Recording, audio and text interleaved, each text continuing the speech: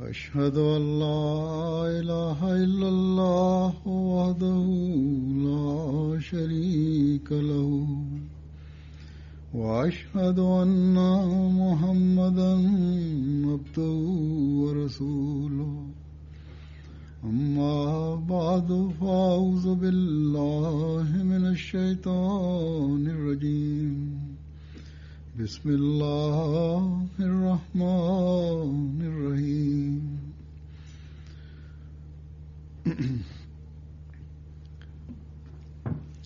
تمام مہمانوں کو السلام علیکم ورحمۃ اللہ وبرکاتہ. اللہ تعالیٰ کی رحمتیں اور برکتیں آپ پر نازل ہوں.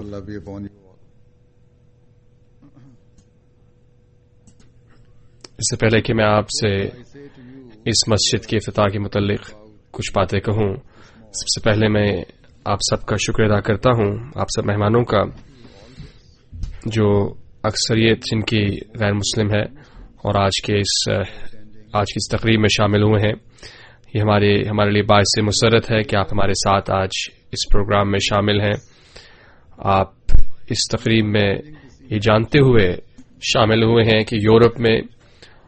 اور مغرب میں مسلمانوں کو اور اسلام کے مذہب کو خوف زدہ نگاہ سے دیکھا جاتا ہے اور اس مذہب کے ماننے والوں کو شدت پسند تصور کیا جاتا ہے. یہ بھی تاثر ہے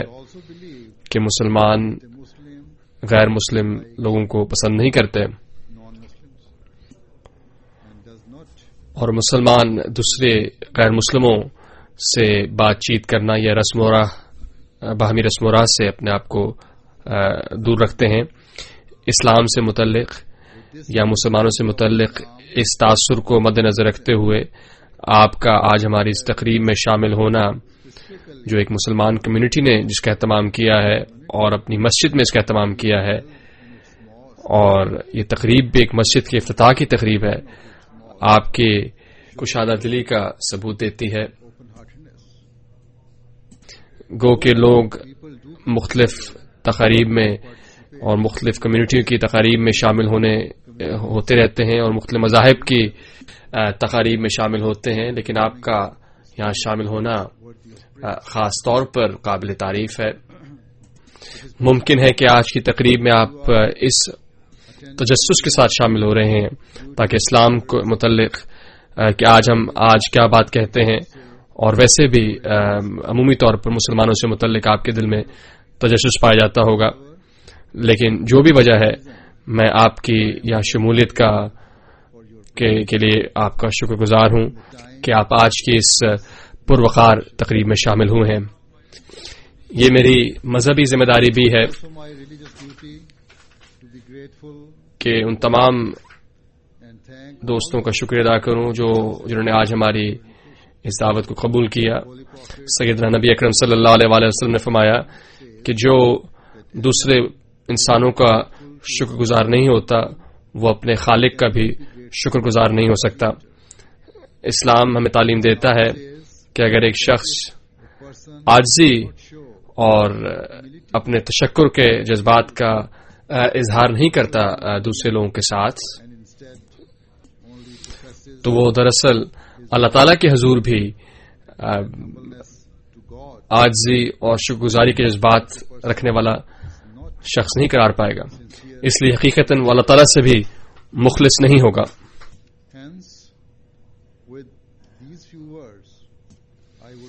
جو ہم جماعت احمدیہ مسلمہ کے ممبران ہیں، آپ لوگوں کی موجودگی کا شکریہ ادا کرتے ہیں. اب میں آپ کے سامنے اسلام کی چند تعلیمات کا تذکرہ کروں گا جن کا تعلق مساجد کے قیام سے ہے اور ہمسایوں کے حقوق سے متعلق ہے. سب سے پہلے تو میں ہمارے ہمسایوں، کونسلروں اور اس قصبے کے میئر کا شکر ادا کرتا ہوں کہ انہوں نے ہمیں اس مسجد کو بنانے کی اجازت دی. گو کہ مسجد کا ہمارے لیے مقصد جو ہے وہ عبادت کا قیام ہے. میں یہ بات بھی واضح کرنا چاہتا ہوں کہ اس مسجد کی تعمیر دراصل آپ کے اس علاقے کی تزئین و آرائش میں بھی اضافہ کرنے والی ہے، کیونکہ یہ فن تعمیر کے لحاظ سے بھی ایک دل کو اپنی طرف کھینچنے والی عمارت ہے. جب موٹر وے سے گاڑیاں گزرتی ہیں تو گاڑیوں میں موجود مسافر اس کی خوبصورتی سے لطف اندوز بھی ہوں گے. میں یہ بات واضح کرنا چاہتا ہوں کہ بعض ہمسایوں نے اس مسجد کی تعمیر کے سلسلے میں تفکرات اور خدشات کا اظہار بھی کیا. ان کا خیال تھا کہ اس مسجد کی تعمیر سے اس علاقے کی خاموشی اور اس کی سکون میں فرق پڑے گا، اور اس کی وجہ سے یہاں پہ ٹریفک میں اضافہ ہوگا، گاڑیاں زیادہ آئیں گی، لوگ ارد گرد ماحول میں کوڑا کرکٹ پھینکیں گے. اس سے علاقے کی خوبصورتی پر منفی اثر پڑے گا. لیکن مجھے امید ہے، بلکہ یہ میرا یقین ہے کہ یہ جو ان کے خدشات ہیں یہ درست ثابت نہیں ہوں گے. آپ سب نے اس بات کا مشاہدہ کیا ہوگا کہ گزشتہ چند ہفتوں میں یہاں بہت کام ہوا ہے اس مسجد کی تعمیر کے سلسلے میں. لوگوں کی ایک بڑی تعداد یہاں پر اکٹھی ہوتی رہی ہے. ایک وافر مقدار میں یہاں پر طعام کھانا تیار ہوتا رہا ہے اور لوگ کھانا کھاتے رہے ہیں. لیکن آپ نے اس بات کا مشاہدہ کیا ہوگا کہ اس سے کم از کم آپ کے ماحول پر کوئی منفی اثر نہیں پڑا ہوگا. جہاں تک میں جانتا ہوں اس علاقے میں کوئی کوڑا بھی نہیں پھیلایا گیا.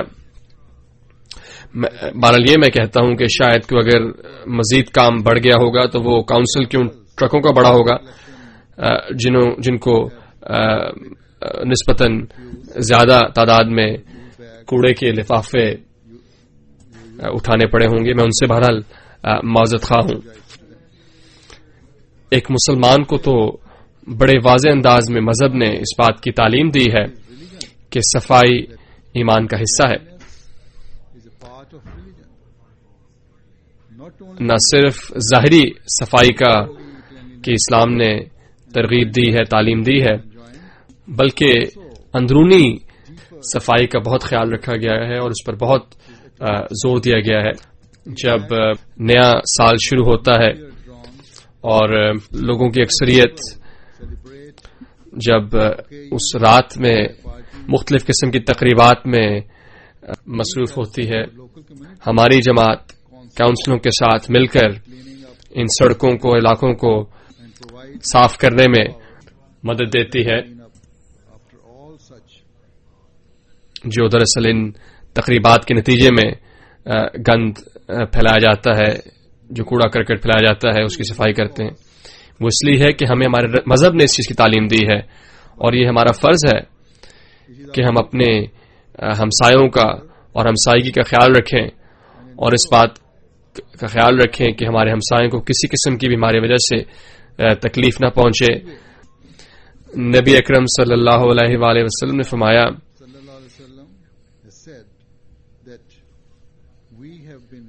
فرمایا کہ اللہ تعالیٰ نے مجھے تواتر سے یہ فرمایا ہے کہ اپنے ہمسایوں کی مدد کی جائے، اور اس معاملے پر اللہ تعالیٰ نے اس قدر زور دیا کہ اللہ تعالیٰ کے اس حکم کے بعد، تواتر کے ساتھ اس حکم کے بعد حضور اکرم صلی اللہ علیہ وسلم نے فرمایا کہ مجھے یہ خیال پیدا ہو گیا کہ ہمسائے انسان کے ترکے میں بھی ان کا حق شامل کر دیا جائے گا. اس قدر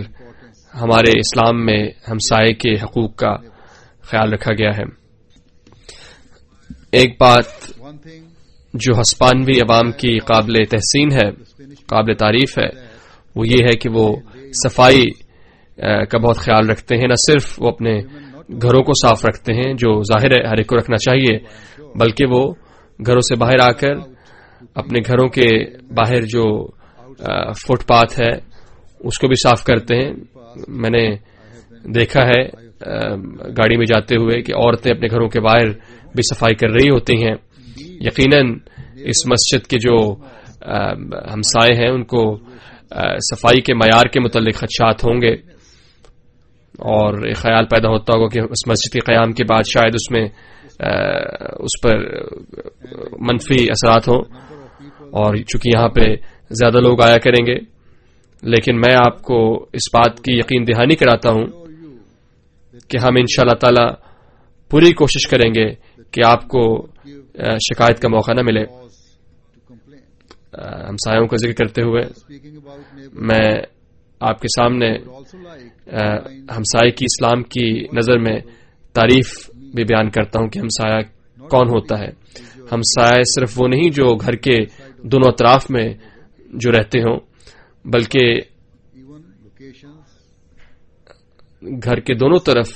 100 گھروں کے فاصلے تک جو گھر موجود ہیں وہ اسلام کی نگاہ میں ہمسائے متصور ہوتے ہیں. اس کے علاوہ کوئی شخص اگر ہمارا ہم سفر ہے گاڑی میں، ٹرین میں یا بس میں، یا ہمارے ساتھ جو دفتر میں ہمارے جو پیشہ ہے اس میں ہمارے ساتھ کام کرنے والے لوگ بھی ہمارے ہمسایوں میں شامل کیے گئے ہیں. اس طرح ہمسائی کا دائرہ کار بہت ہی وسیع ہے. اس لیے اسلام نے اس بات پر بڑا خاطر خواہ زور دیا ہے کہ ہمارے ہمسائے کو کسی قسم کی تکلیف نہیں پہنچنی چاہیے. اس لیے میں آپ کو یقین دلاتا ہوں کہ ہمارا یہاں موجود ہونا آپ کی خدمت کرنے کے لیے ہے، تاکہ ہم آپ کے معاشرے، آپ کی کمیونٹی کی خدمت کے جذبے سے سرشار ہوں اور آپ کے ساتھ خوشی کے ساتھ اور امن کے ساتھ ہم رہیں. آج احمدیہ مسلم جماعت دنیا کے 200 سے زیادہ ممالک میں قائم ہو چکی ہے، اور جہاں کہیں بھی اسلام ہمارے ذریعے پہنچتا ہے ہم محبت سب کے لیے اور نفرت کسی سے نہیں کہا پیغام اپنے ساتھ لے کے جاتے ہیں، اور ہر شخص کو ہی تعلیم دیتے ہیں کہ لوگوں کے ساتھ محبت کی جائے اور ان کے ساتھ ہمدردی کے ساتھ سلوک کیا جائے، اور ہمارا کوئی عمل ان کو تکلیف نہ پہنچائے. حضرت صلی اللہ علیہ وسلم نے فرمایا کہ صحیح سچا مسلمان وہ ہے جس کے ہاتھ اور زبان سے ہر امن پسند شخص محفوظ رہتا ہے. اس لیے ہم احمدی مسلمان کوشش کرتے ہیں کہ اس تعلیم کے تابع ہو کر اپنی زندگیوں کو گزاریں، اور خواہش کرتے ہیں کہ تمام دنیا دوسرے لوگوں کے ساتھ، تمام مخلوق کے ساتھ امن اور محبت کے ساتھ زندگی گزاریں، اور اس کی بنا کسی مذہبی یا رنگ و نسل کی تفریق پر نہ ہو. قرآن کریم نے ہمیں تعلیم دی ہے کہ ہمیں خالق اللہ تعالیٰ کے حقوق ہی کی کو ادا نہیں کرنا، بلکہ مخلوق کے بھی حقوق ادا کرنے کا قرآن کریم نے ہمیں تعلیم دی ہے. ہمیں حقیقی اور مکمل عدل و انصاف کا مظاہرہ کرنا ہے، کیونکہ بے عدل کے بغیر، انصاف کے بغیر انسان اپنے تئیں اللہ تعالیٰ سے دور کر لیتا ہے. قرآن کریم ہمیں تعلیم دیتا ہے کہ ہمیں اگر اپنے والدین، خاندان یا عزیز و اقربا کے خلاف اگر گواہی بھی دینی پڑے، اپنے خلاف گواہی دینی پڑے، والدین کے خلاف گواہی دینی پڑے، تو ہمیں دینی چاہیے. ہم حقیقی مسلمان تبھی گنے جائیں گے جب ہم اس تعلیم کے مطابق اپنی زندگیوں کو ڈھالیں گے. میرے پاس اس موقع پر اتنا طویل وقت نہیں ہے کہ میں آج صلی اللہ علیہ وسلم کی اور قرآن کریم کی تعلیمات کا احاطہ کر سکوں، لیکن میں مختصراً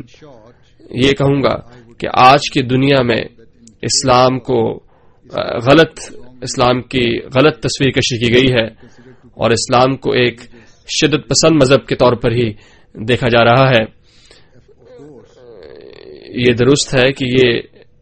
غلط اسلام کی جو تصویر کشی کی گئی ہے اس کی ذمہ داری ان اقلیت میں شدت پسند مسلمانوں پر جاتی ہے، لیکن حضرت صلی اللہ علیہ وسلم کی مبارک زندگی کے دوران بھی اور آپ کے جو 4 خلفائے راشدین تھے ان کے زمانے میں بھی یہ کبھی نہیں ہوا کہ مسلمانوں نے کبھی کسی جنگ کا آغاز کیا ہو یا کسی قسم کی زیادتی کا آغاز کیا ہو، بلکہ انہوں نے اپنا وقت انسانیت کی خدمت میں صرف کیا اور اسلام اللہ تعالیٰ کا جو امن کا جو پیغام تھا کہ جو تعلیم تھی اس کو دنیا میں پھیلایا. بلکہ جب مسلمانوں پر ظلم کیا گیا اور اپنے گھروں سے مکہ میں نکالا گیا تو مسلمان مدینہ ہجرت کر گئے اور پھر اس کے بعد مسلمان ہجرت کر کے مدینہ چلے گئے. اور جب ان پر مدینہ میں حملہ کیا گیا تو قرآن کریم نے فرمایا کہ ہم نے تمہیں اس لیے اپنا دفاع کرنے کی اجازت دی ہے کہ اگر تم نے اپنا دفاع نہ کیا تو کوئی عبادت کی جگہ نہیں بچے گی، چاہے وہ مسجد ہو، معبد خانہ ہو، گرجا ہو، اور ظالموں کے ہاتھ سے یہ تمام عبادت گاہیں محفوظ نہیں رہیں گی. تو اس طرح اسلام نے نہ صرف ایک مسجد کی حفاظت کا انتظام فرمایا بلکہ تمام مذاہب کے عبادت خانوں کی، عبادت گاہوں کی حفاظت کے لیے تعلیم دی. ایک سچا مسلمان نہ صرف اس کو یہ تعلیم دی جاتی ہے کہ مسجد کی حفاظت کرے بلکہ اس کو تعلیم دی جاتی ہے کہ وہ ہر دوسرے مذہب کی بھی عبادت گاہوں کی حفاظت کرے. اس لیے کسی بھی سچے مسلمان نے کبھی بھی کسی اور مذہب کی عبادت گاہ کو جنگ کے موقع پہ بھی، جنگ کے دوران بھی کبھی نقصان نہیں پہنچایا. جنگ میں دفاعی مقابلہ کرنے کی اجازت صرف ان مواقع میں دی گئی ہے کہ جب کوئی لوگ حکومت کے خلاف سازش کر رہے ہوں یا حکومت کے لیے یا ملک کے لیے خطرہ ثابت ہوں. میں نے آپ کے سامنے اسلام کی سچی تعلیم پیش کی ہے اور ممکن ہے اس سے آپ میں سے بعض لوگ اتفاق نہ کریں کہ شاید ان میں سے بعض باتیں جس طرح میں نے پیش کی ہیں تاریخ کی روشنی میں وہ ویسی نہیں جیسا کہ آپ جانتے ہیں، لیکن اس کی وجہ یہ ہے کہ ہمیں بعض مورخین اور مستشرقین کے ذریعے غلط تاریخ کا سبق دیا گیا ہے جنہوں نے انصاف سے کام نہیں لیا. میں یہ نہیں کہہ رہا کہ مسلمان حکومتوں نے غلطیاں نہیں کی یا ظلم و زیادتی کے ساتھ سے کام نہیں لیا اپنے ممالک میں یا اپنے ہمسایہ ممالک کے ساتھ، لیکن ایسے مواقع آئے ہیں جب ان کے ساتھ غیر مسلم حکومتوں نے بھی ایسا ہی سلوک کیا اور تاریخ اس بات کی گواہ ہے. اس بات کو یہ قطع نظر میں کہنا چاہوں گا کہ یہ مسجد دراصل امن اور رواداری کا گہوارہ ہوگی اور جو کوئی یہاں پر آئے گا انشاءاللہ چاہے وہ مسلمان ہے یا غیر مسلم ہے اگر وہ خلوص نیت کے ساتھ آئے گا تو اس مسجد کے دروازے ہمیشہ اس شخص کے لیے چاہے وہ مرد ہے یا عورت ہے کھلے ہوئے ہیں. یہ مسجد جو ہے اس کا نام مسجد بیت الرحمان رکھا گیا ہے جس کا مطلب ہے کہ یہ اس خدا کا گھر ہے جو بہت ہی رحمان ہے، جو اپنی مخلوق پر کو بن مانگے دینے والا ہے.